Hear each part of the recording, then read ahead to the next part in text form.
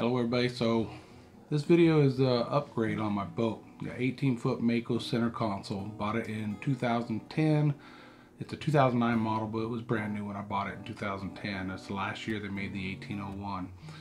It's got a 115 on it, and it's got manual cable steer, which is typical with that boat. One thing unique about mine though is that they have dual cable steer on it.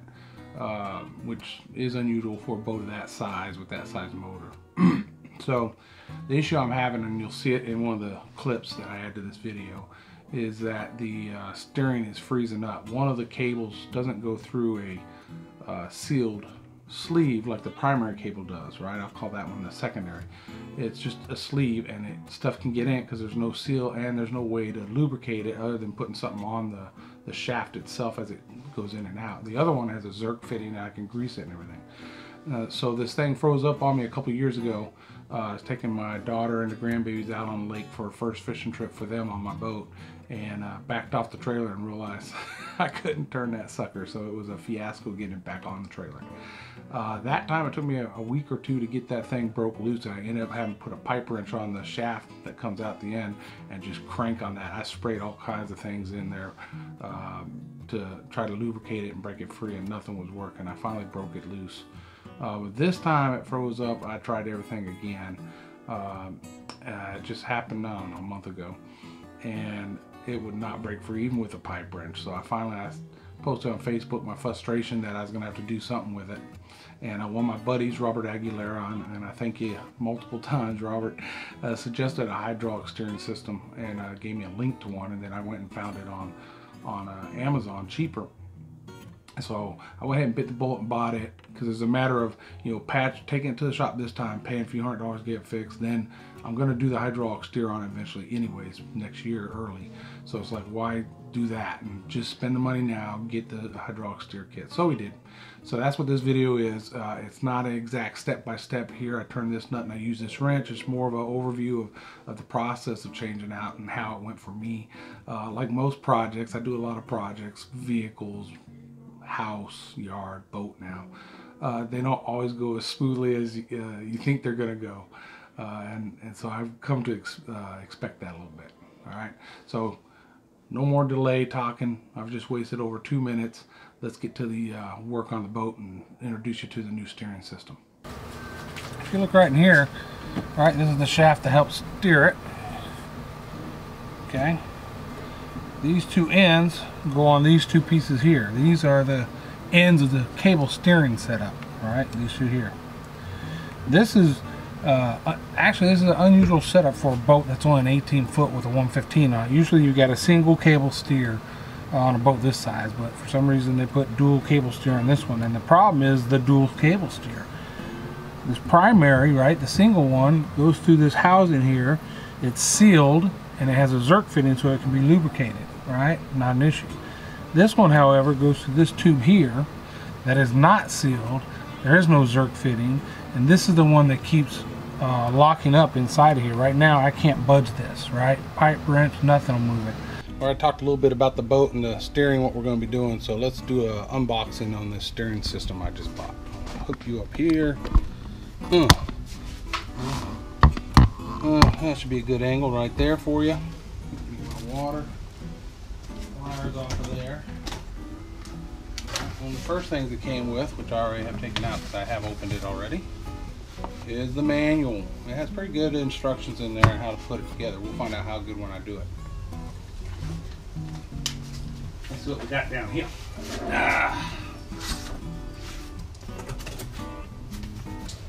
All right. Got some hydraulic lines, right? One for starboard, one for port. Okay. Instructions tell you based on those color caps which one goes where. Okay.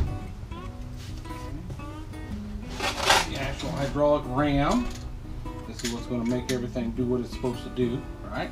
It's going to replace on the back of it, or on the front of the motor. You'll see that. So that's what it looks like. These guys are going to turn it.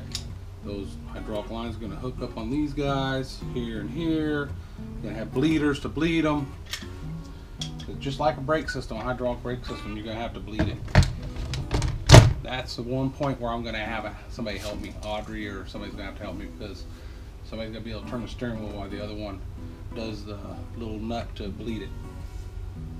Alright. Package of fittings. Alright. Fittings. Oh, it's freaking exciting, ain't it? Alright, some hoses, okay? So one of these is going to be to fill it, and that's this one, right? That's going to screw in the top of the Helm, and then, which is the pump, right? And then this is where the bottle's going to connect to, and you see a little pin stuck in the side of that. That pin is to prick a hole in the bottle when it's attached to this, so that air can get in the bottle and let the fluid run into the Helm. Okay, this is the one to hook on the other end when we go to bleed it. All right.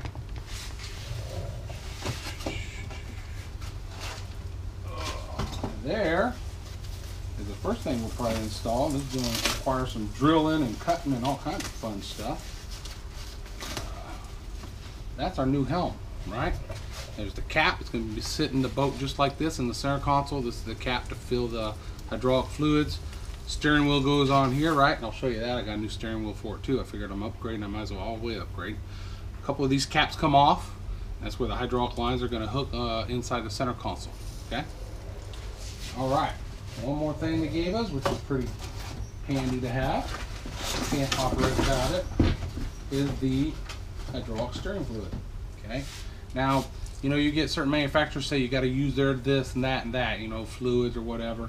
They say that don't use brake fluid. You have to use this brand of hydraulic steering fluid, and I guess they could say, you know, your warranty shot if you don't use it. So they gave me 2 quarts. That's plenty to fill it, and maybe in the long run I'll order some more just so I have it on hand as a backup. That is the unboxing of the BayStar hydraulic kit. Right? BayStar. Now, the other thing that I'm adding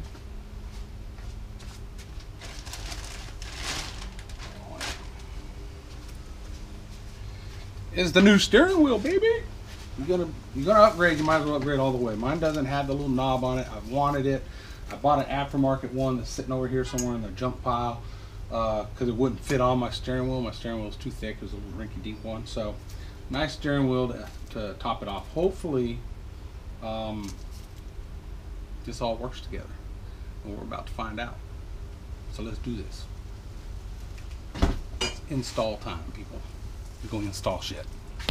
So first thing got to pop off is this guy. All right, and then I'll see I need a wrench to undo that. We'll see if somebody needs a steering wheel. We'll give them this one when we're done.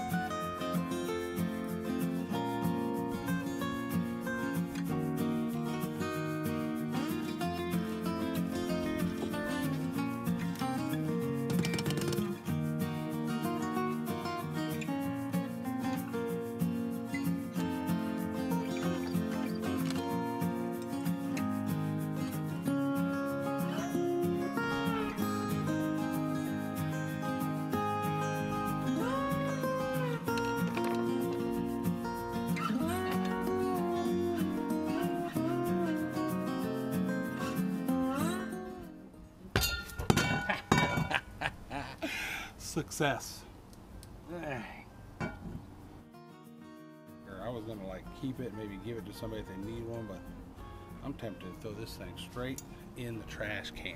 I hope this is not an indicator on how this project goes, but I've done a lot of projects, cars, Jeeps, house, and they never ever go as well as planned.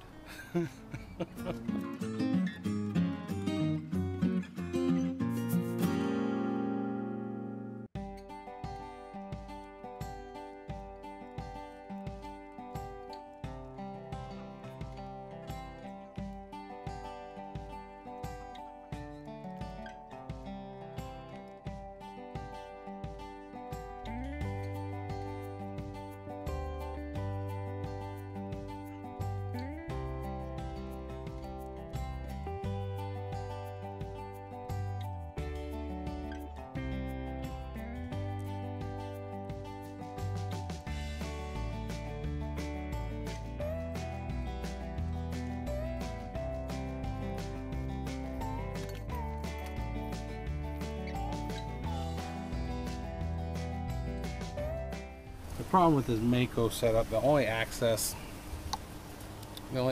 I have in the center console is through this little door right here. So you gotta get down on the ground and get up in there.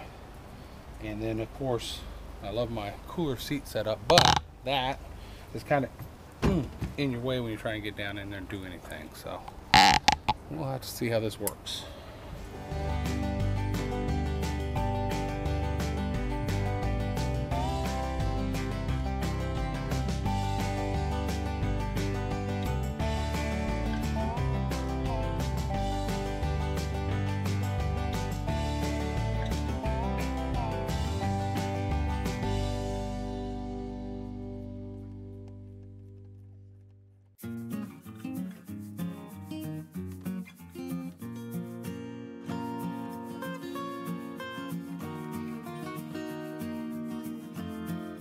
Alright, so there's our bracket. That's what goes on the face here. We'll take a look. What we got to deal with now. Got the rest of the steering box there. That's this piece. The steering cables are attached to it on the back side. So again, I'm going to have to get on the ground. That's my only access.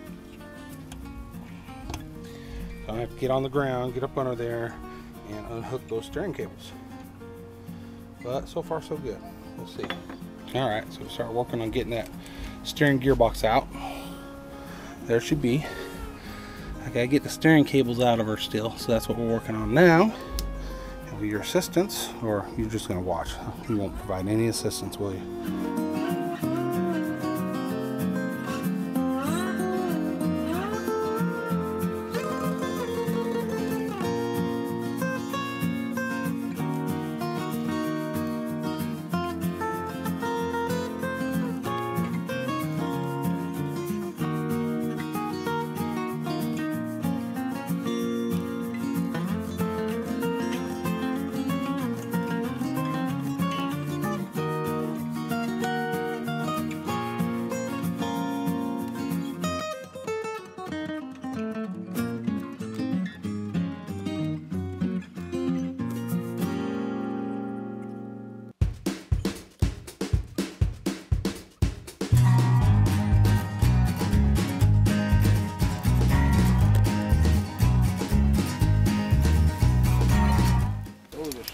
And there we go.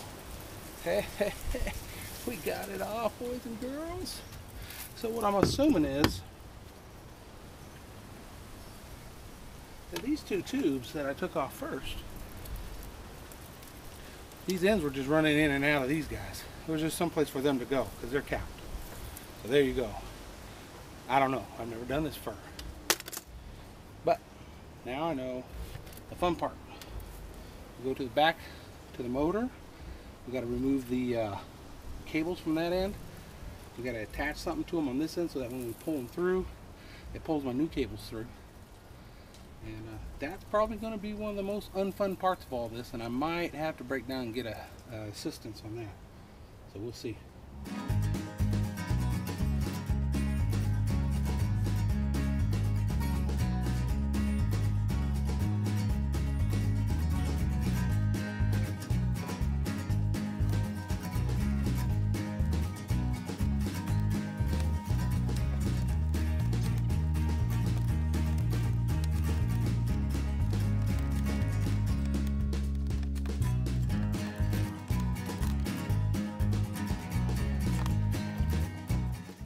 I think I'm going to have to cut them. I don't have the space here because it's a rod, solid rod, right, to pull it straight all the way out. Alright folks, so the next concern is mounting the helm. You need a hole, you know, the main hole, 3-inch diameter. And then in the book they give you a little chingadera to cut out, right? You tape that on there and that shows you where to drill your holes for the bolts to go through. The issue is my helm hole is larger than 3 inches, and so that's going to put these holes for the bolts real close to this edge. If I put this on just a little bit off, I'm going to have a bad mount. So we're going to see what we can do with that, but it might get ugly. Is the original holes that held the original steering on will stick outside of this. And so when you mount this thing, you'll see a hole or something. That kind of sucks. But the only place I notice that I might is right here. I might have a little bit of a hole sticking out. We'll see. Don't know yet. I'm going to take this line off. So instructions and other people's videos, they'll just take the new hose to the old hose like this and pull it through. And that makes me nervous just because we pulled some lines on this boat and there's a lot of crap in there that's in the way. So I'm afraid he'll come apart on me. So since I got two of these steering cables in here, this one I'm just going to attach a line to. Pull that one out. It'll get that one out of the way. That's part of the bolt that's blocking stuff. And it'll give me this pull line if I need it, just in case. And then I'll hook the hydraulic lines to the second line that I'm pulling out and hopefully pull them through with that one. But if that fails, then I still at least have this to attach them to and pull them through.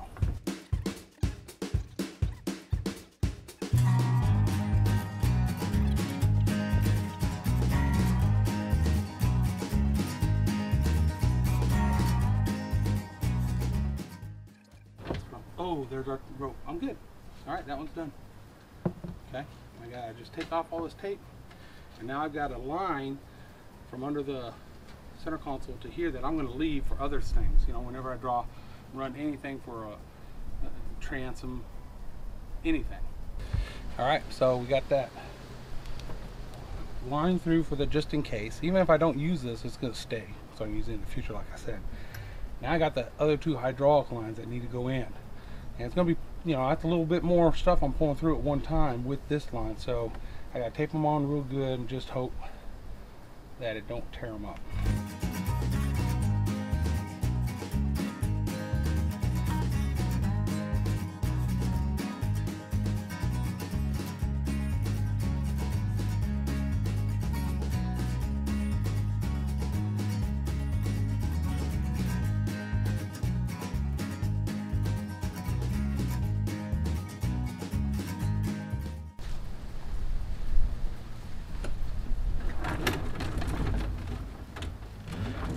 Boom. Random fucking cable. Hell yeah. Hell yeah. Who needs help? No stinking help. Well, I can't say that too loud because I can't bleed it by myself. So I will need help for that.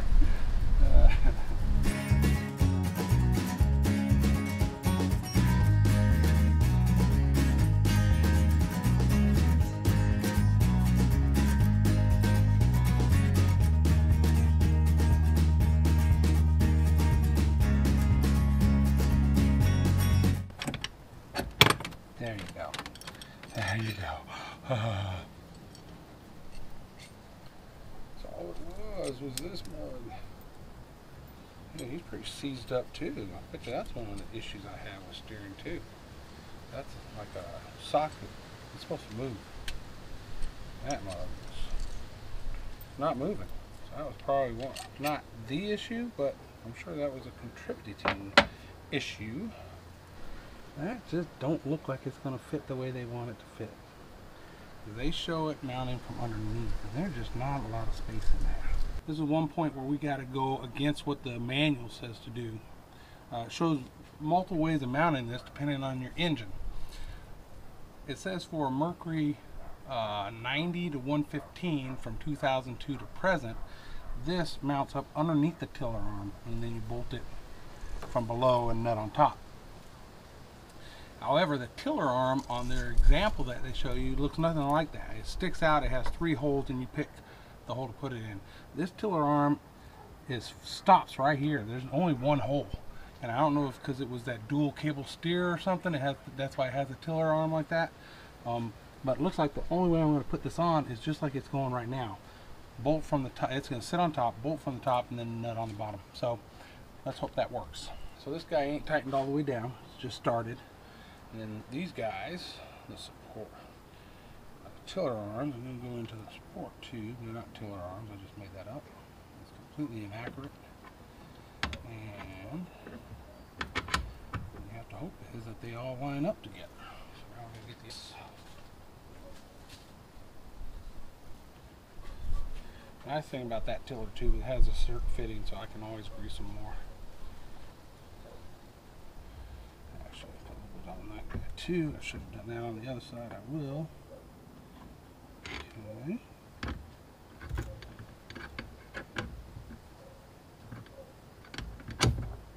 Yeah.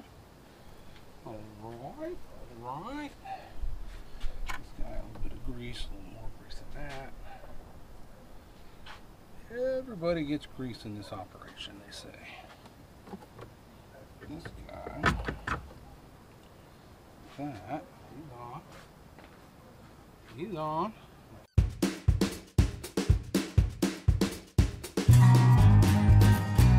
16ths or 9/16ths, there it is. So we're going to tighten the ram onto the tiller arm now.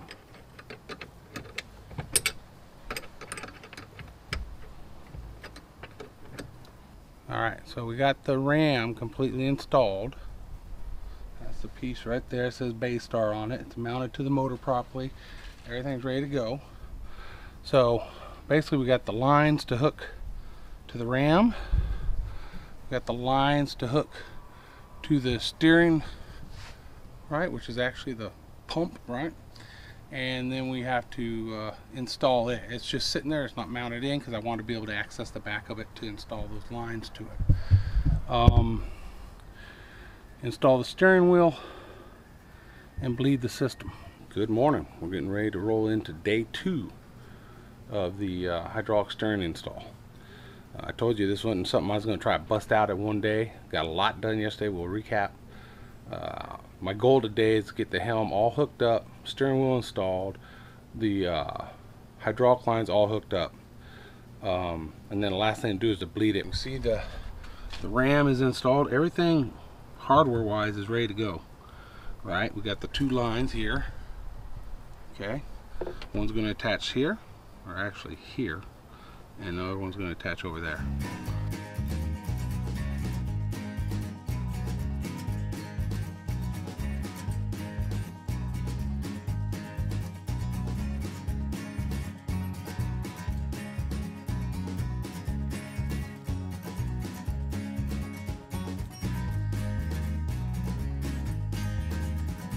So what I need to do now is I'm going to go back to the rear here and pull those lines till these are pulled through. Nuts and washers.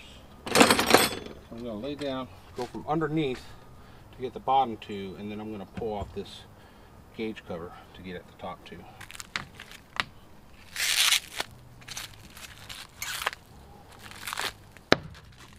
Boom! That sounded good. Okay, there's the steering wheel. We're going to grease that shaft before we put the wheel on. I'm just going to see what kind of, if this nut will work on there.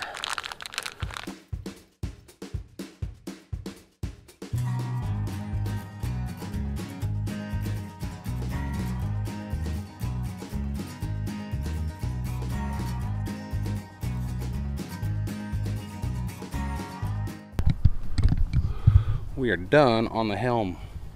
She's ready to roll. Pipe cutter.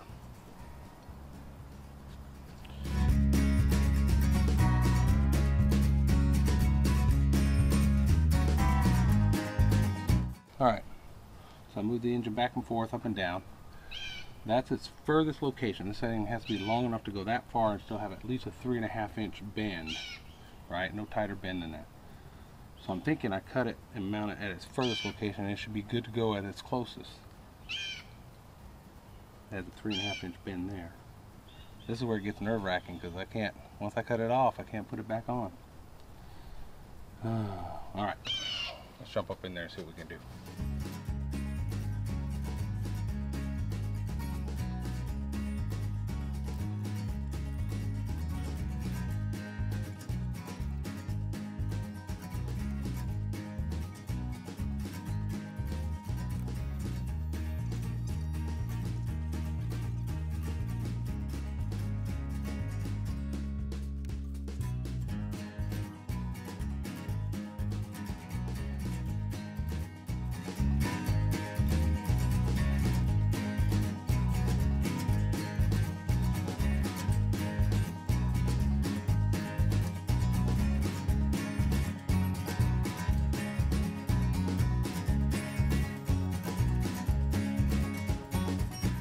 this is the wrap up of the hydraulic steering install.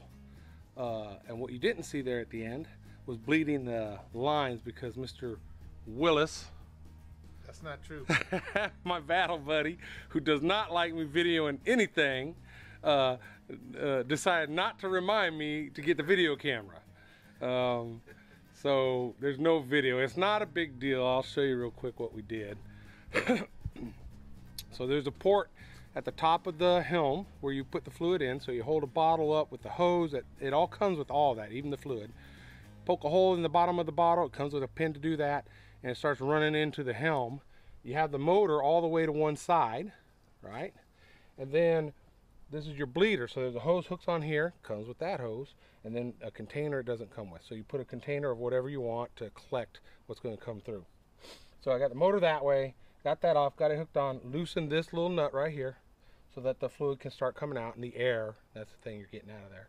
And then start turning the wheel the opposite way. So the motor wants to turn, since I got pushed all the way that way, it would want to turn this way. And that's what forces it out this one. Okay, bubbles, air, bubbles, bubbles, bubbles, and we messed up. We ran a whole bottle through it because I didn't realize I was out of oil on that end of hydraulic fluid. So we had to basically do this side twice. Well, we got it done. And then you just do the same thing. You see over here, there's another one right there. And so we turn the motor all the way this way, right? And then Joel loosens that one, the hose is hooked to it. I start turning the wheel like I want to turn the opposite way, and then it'll start running out. You'll see the bubbles, and then after a little bit, it does take a little bit of time, right? How long does this take us? About 30, 45 minutes? about 35 minutes. Yeah. So, and we messed it up once, so it could have been quicker, I guess.